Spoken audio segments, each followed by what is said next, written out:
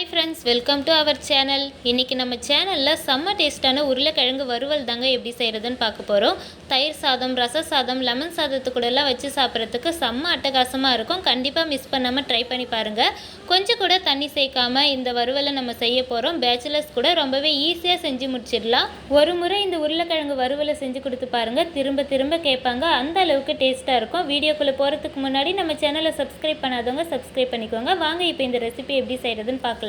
இந்த ரெசிபி செய்கிறதுக்கு stove on பண்ணிவிட்டு ஒரு பேன் வச்சுக்கோங்க. அதில் 4 டேபிள் ஸ்பூன் அளவுக்கு எண்ணெய் சேர்த்துக்கோங்க. எண்ணெய் கொஞ்சம் அதிகமாக சேர்க்கும்போது வறுவல் ரொம்ப டேஸ்ட்டாக இருக்கும். நம்மளுக்கு அடி பிடிக்காமல் இருக்கும். இப்போ எண்ணெய் நல்லா காஞ்சதுக்கப்புறமா அதில் கொஞ்சமாக கடுகு உளுத்தம் பருப்பு சேர்த்துக்கோங்க. கடுகு நல்லா பொரிஞ்சதுக்கப்புறம் 2 டீஸ்பூன் அளவுக்கு கடலைப்பருப்பு சேர்த்துக்கோங்க.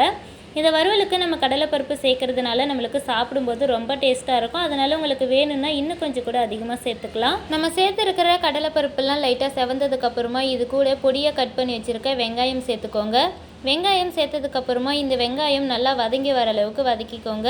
நம்ம இந்த ரெசிபிக்கு தக்காளிலாம் எதுவும் சேர்க்க போகிறதில்ல, வெறும் வெங்காயம் மட்டும்தான் சேர்த்து பண்ண போகிறோம். அதனால் வெங்காயம் மட்டும் சேர்த்துட்டு வெங்காயம் நல்லா வதங்கி வர அளவுக்கு வதக்கிக்கோங்க. வெங்காயம் ஓரளவு வதங்கினதுக்கப்புறமா இதில் தட்டி வச்சுருக்க பூண்டு சேர்த்துக்கோங்க. நான் ஒரு 5-6 பல் பூண்டை தட்டிட்டு சேர்த்துருக்கேன். இது கூடவே ஃப்ரெஷ்ஷான கருவேப்பிலை ஒரு கொத்த அளவுக்கு சேர்த்துக்கலாம். பூண்டு கருவேப்பிலை சேர்த்ததுக்கப்புறமா வெங்காயத்தை மறுபடியும் நல்லா வதக்கிக்கோங்க. வெங்காயம் நல்லா வதங்கி வரணும், அந்த அளவுக்கு நல்லா வதக்கிக்கணும். வெங்காயம் நல்லா வதங்கி வந்ததுக்கப்புறமா இதில் 1/4 டீஸ்பூன் அளவுக்கு மஞ்சள் தூள் சேர்த்துக்கோங்க. மஞ்சள் தூள் சேர்த்ததுக்கப்புறமா நல்லா இந்த வெங்காயத்தோடவே சேர்த்து நல்லா வதக்கிக்கோங்க. நம்ம மிளகாய் தூள்லாம் ஃபஸ்ட்டே சேர்க்கக்கூடாது. நம்ம உருளைக்கிழங்கு சேர்த்துட்டு உருளைக்கிழங்கு நல்லா வெந்து வந்ததுக்கப்புறமா நம்ம மிளகாய் தூள் சேர்க்கணும்.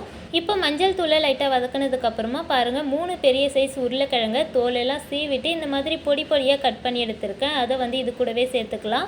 உருளைக்கிழங்கு ரொம்ப பெருசாக போட்டுறாதீங்க. நம்ம இதில் தண்ணி சேர்க்காததுனால சீக்கிரமாக வெந்து வராது. முடிஞ்ச அளவுக்கு இந்த மாதிரி குட்டி குட்டியாக கட் பண்ணி சேர்த்துக்கோங்க. அப்போ தான் சீக்கிரமாக உருளைக்கிழங்கு வெந்து வரும். இப்போ இந்த உருளைக்கிழங்குக்கு தேவையான அளவு உப்பு சேர்த்துக்கோங்க. உப்பு சேர்த்ததுக்கப்புறமா கரண்டியை வச்சு நல்லா மிக்ஸ் பண்ணி விடுங்க. கொஞ்ச நேரம் இந்த உருளைக்கிழங்கு இந்த எண்ணெயோடவே நல்லா வதங்கி வர அளவுக்கு நல்லா மிக்ஸ் பண்ணி விடுங்க. பாருங்கள், இப்போ இந்த அளவுக்கு நல்லா மிக்ஸ் பண்ணிக்கணும். ஒரு 2 நிமிஷம் போல் மிக்ஸ் பண்ணிங்கன்னா போதும். மிக்ஸ் பண்ணதுக்கப்புறமா ஒரு மூடி போட்டு க்ளோஸ் பண்ணிவிட்டு உருளைக்கிழங்கு வேகிற அளவுக்கு வறுத்து எடுத்துக்கோங்க. இடையில எடுத்துகிட்டு மிக்ஸ் பண்ணி விடணும், இல்லைன்னா அடி பிடிச்சிக்கும். அதனால் 1 நிமிஷத்துக்கு ஒரு முறை மூடியை ஓப்பன் பண்ணிவிட்டு உருளைக்கிழங்கை நல்லா மிக்ஸ் பண்ணிவிட்டு மூடி போட்டு மூடி விட்டுருங்க. நம்ம இந்த உருளைக்கிழங்கு வறுவலுக்கு தண்ணியெலாம் எதுவுமே சேர்க்க போகிறதில்ல, அப்படியே தான் செய்ய போகிறோம். அதனால தான் சொல்கிறேன், உருளைக்கிழங்கை பெருசாக கட் பண்ணாமல் நல்லா பொடியாக கட் பண்ணிக்கோங்க. அப்போ தான் நம்ம தண்ணி சேர்க்காமலே நல்லா வெந்து வரும்.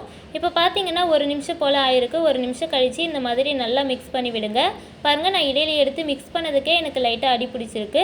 நீங்கள் மிக்ஸ் பண்ணாமல் அப்படியே விட்டுட்டிங்கன்னா கண்டிப்பாக கீழே அடி பிடிச்சிடும். அதனால் 1 நிமிஷத்துக்கு ஒரு முறை மூடியை ஓப்பன் பண்ணிவிட்டு இந்த மாதிரி உருளைக்கிழங்கை நல்லா மிக்ஸ் பண்ணி விடுங்க. இப்போ பார்த்தீங்கன்னா எனக்கு ஒரு 5 நிமிஷம் போல் ஆயிருக்கு. என்னோடய உருளைக்கிழங்கு நல்லா சாஃப்டாக வெந்து வந்திருக்கு. இந்த அளவுக்கு உருளைக்கிழங்கு நல்லா வெந்து வரணும். அதுக்கப்புறம் தான் இதில் நம்ம மசாலா சேர்க்கணும்.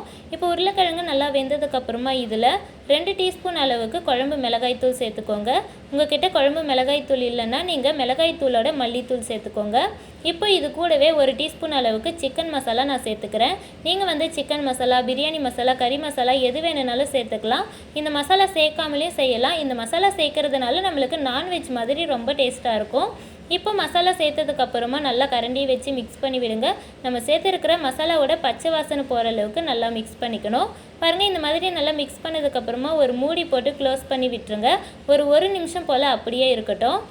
1 நிமிஷம் கழித்து ஓப்பன் பண்ணி பார்த்தீங்கன்னா செம்ம டேஸ்ட்டான உருளைக்கிழங்கு வறுவல் சூப்பராக ரெடி ஆகிடும். கண்டிப்பாக இந்த ரெசிபி உங்கள் வீட்டில் நீங்களும் ட்ரை பண்ணி பாருங்கள். செம்ம டேஸ்ட்டாக இருக்கும். மறக்காமல் நம்ம சேனலை சப்ஸ்கிரைப் பண்ணிக்கோங்க. இந்த வீடியோவை உங்கள் ஃப்ரெண்ட்ஸ் அண்ட் ஃபேமிலிக்கு மறக்காமல் ஷேர் பண்ணிவிடுங்க. தேங்க்யூ.